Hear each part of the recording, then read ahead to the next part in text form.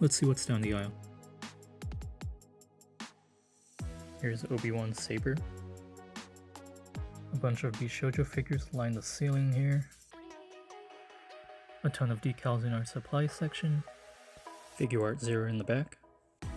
Uncanny Deadpool. Here's some highlights in the Nendroid section. We have a ton of Pokemon blind boxes. Here's my favorite one right now.